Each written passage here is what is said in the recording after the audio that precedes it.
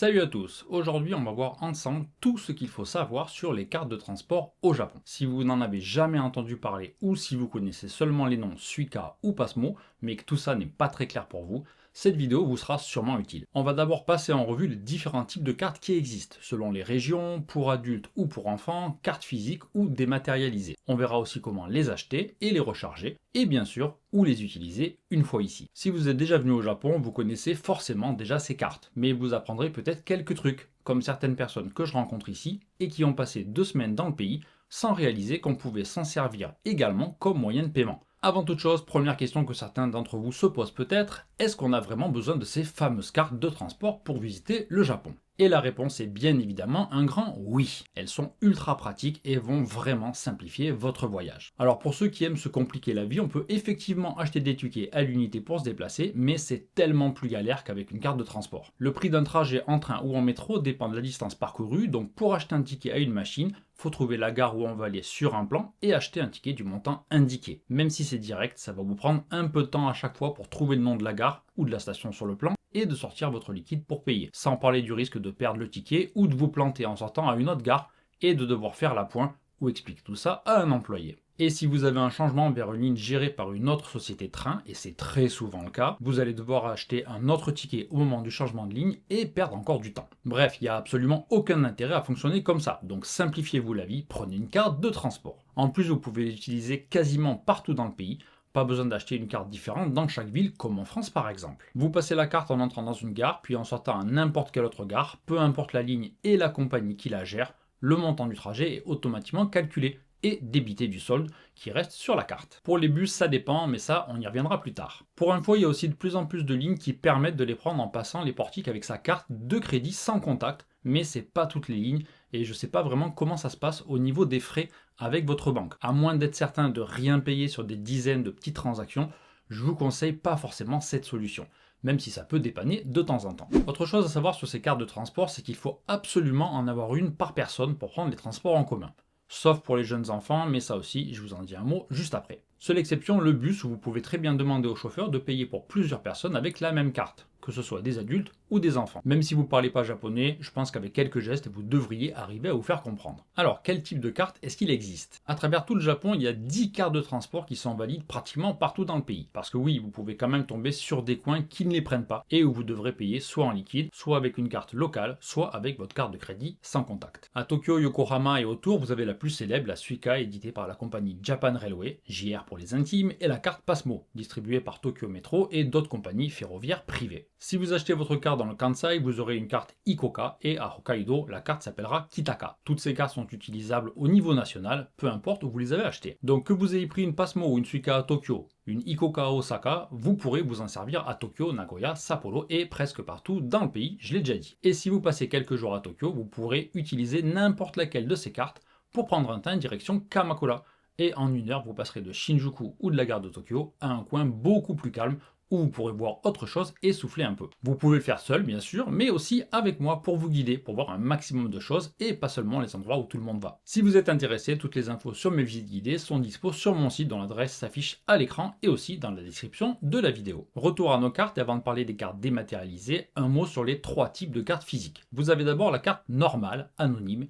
Il existe aussi une carte nominative, plutôt utilisée par les Japonais et les résidents, mais elle peut être intéressante même si vous ne venez qu'en voyage. Et enfin, la carte spéciale pour les touristes, la Welcome Suica. Toutes ces cartes se rechargent uniquement en liquide, aux machines dans les gares et les stations de métro bien sûr, mais aussi dans des combini. Impossible de les recharger par carte où que ce soit. Alors, quelle différence est-ce qu'il y a entre ces 3 types de cartes? Vous pouvez prendre une carte normale ou une carte nominative dans pratiquement toutes les gares et vous avez un dépôt de 500 yens pour la carte. C'est-à-dire que quand vous la prenez au distributeur, si vous mettez 2000 yens, vous n'aurez que 1500 yens de crédit utilisable. La carte normale est vraiment la plus simple et la plus rapide à obtenir, et c'est celle que je vous conseille de prendre. Pour avoir une carte nominative, il faudra enregistrer quelques infos comme votre nom, votre prénom et un numéro de téléphone, japonais ou non japonais, ça fonctionne aussi. Attention, les infos doivent correspondre à celles sur votre passeport, car l'intérêt de cette carte, c'est que si vous la perdez, vous pouvez en demander une nouvelle avec le montant qui est resté dessus quand vous l'avez égaré. Pareil si vous avez un abonnement mensuel, alors ça concerne aussi plutôt les résidents, parce que les abonnements au Japon permettent seulement de faire des trajets illimités entre 2 stations précises, et en général c'est intéressant que si vous faites le trajet aller-retour au moins 4 fois par semaine. Enfin, ces deux types de cartes n'ont pas vraiment de durée de validité limitée, donc que vous restiez une semaine, 3 mois ou 5 ans au Japon, vous pourrez continuer à les utiliser. En fait, elles restent utilisables pendant 10 ans après leur dernière utilisation, donc c'est vraiment pratique si vous restez longtemps ici, ou si vous comptez revenir au Japon dans quelques années. Peu importe la carte que vous aurez, si vers la fin de votre séjour il vous reste encore de l'argent dessus et que vous n'allez pas prendre assez de transport pour tout utiliser avant de partir, vous pouvez simplement payer avec votre carte dans un supermarché, un café ou dans une boutique à l'aéroport par exemple. Si vous arrivez à l'expliquer au caissier, il est même possible de payer une partie de ses courses ou de sa note au resto avec sa carte de transport et de compléter le reste en liquide ou avec un autre moyen de paiement. Comme ça, vous pouvez arriver à zéro. Quand vous êtes à zéro ou presque, et si vous ne voulez pas garder votre carte, vous pouvez très bien demander à récupérer les 500 yens de dépôt en échange de la carte. Maintenant, s'il vous reste pas mal d'argent sur une des deux cartes précédentes, l'anonyme ou la nominative, vous pouvez demander un remboursement, mais attention, c'est seulement dans la région où vous avez acheté votre carte. Récupérer le solde restant d'une Suica ou d'une Passmo à Tokyo ou à Yokohama, aucun souci. Mais si vous avez une Ikoka achetée à Osaka, vous ne pourrez pas vous faire rembourser ce solde à Tokyo, ni aux alentours. Il faudra le faire dans la région du Kansai.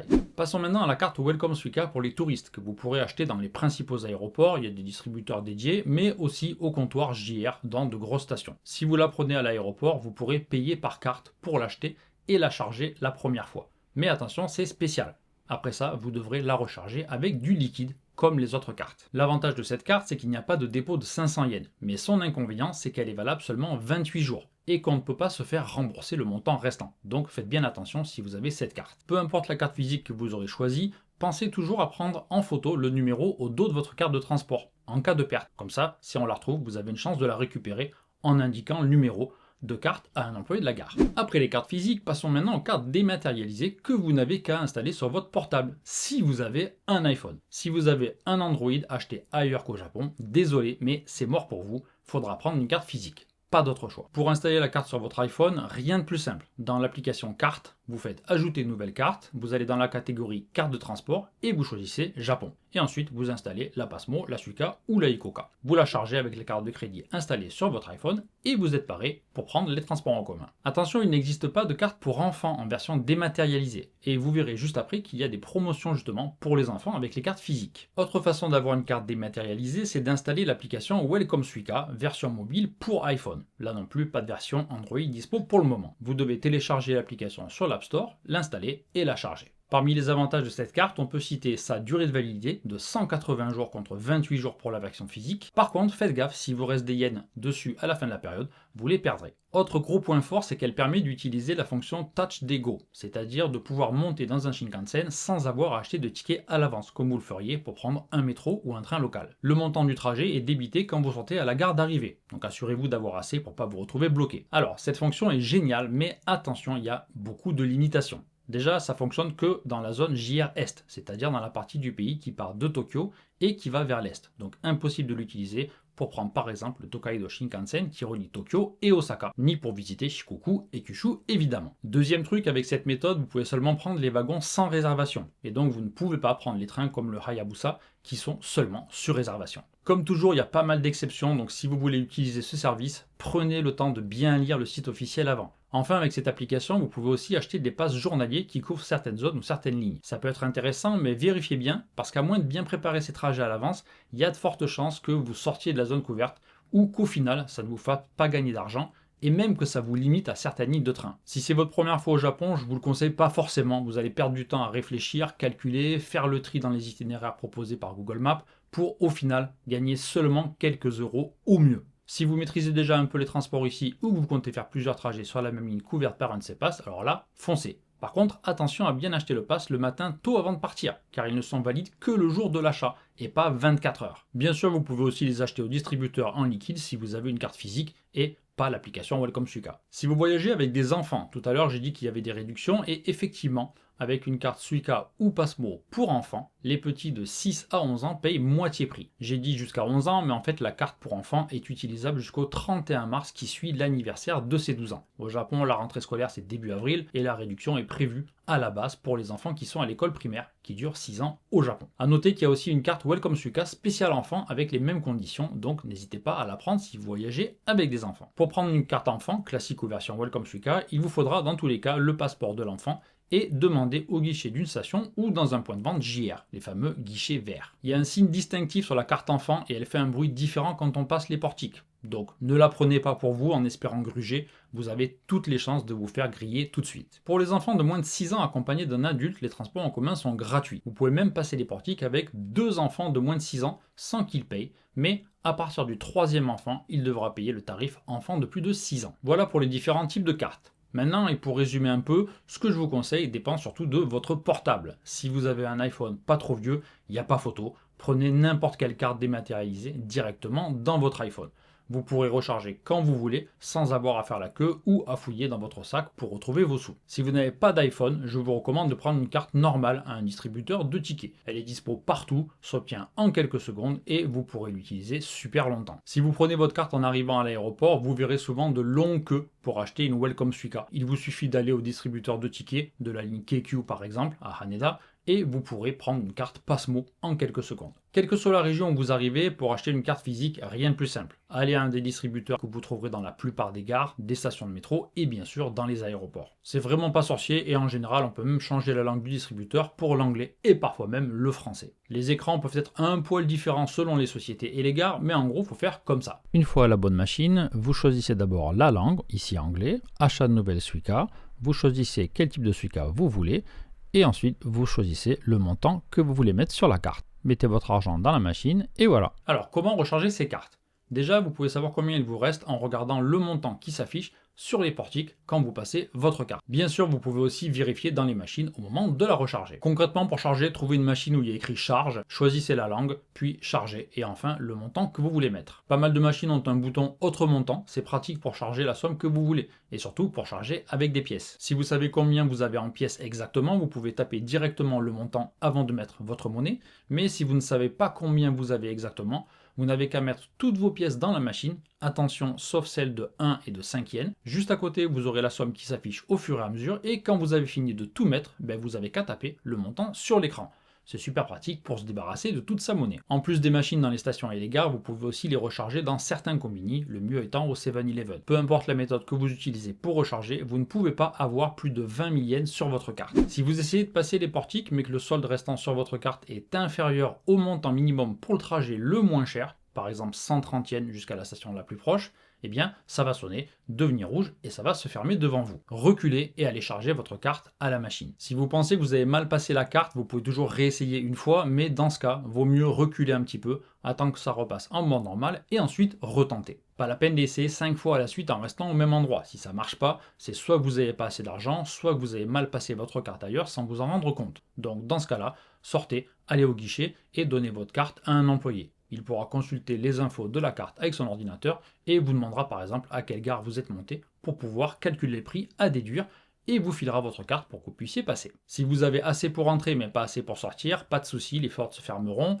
mais il y a toujours une machine à l'intérieur pour faire la pointe, faire adjustment machine, donc faites marche arrière, trouvez la machine et rechargez. On peut soit mettre le montant exact qui manque, soit recharger du montant souhaité. Alors comment utiliser ces cartes de transport? Dans le train ou le métro, comme j'ai déjà dit, on passe la carte en entrant dans une gare et en sortant à une autre gare, et le montant est automatiquement calculé et déduit de votre solde. Pour les Shinkansen et les trains spéciaux, la carte de transport seule ne suffit pas. Vous devez acheter un ticket en ligne avec une application, à une machine ou dans un point de vente JR, mais seulement avec une carte de transport, ce n'est pas possible. Pour les bus, ça dépend. Il y a ceux où le montant est fixe, peu importe la distance parcourue, et dans ce cas, il faut taper sa carte une seule fois en montant, mais dans d'autres bus, ça fonctionne comme le train. On la passe une fois en montant à l'arrière, et quand on redescend, on la repose près du chauffeur, et ça vous débite le montant qui correspond au trajet. Dernière utilisation dont j'ai déjà parlé en début de vidéo, et qui est souvent ignorée, les cartes de transport, comme leur nom ne l'indique pas, ne servent pas qu'à prendre les transports. On peut payer avec elles dans tous les combini, dans des distributeurs automatiques de boissons, mais pas tous. On peut utiliser pour des casiers dans les gares, dans énormément de cafés,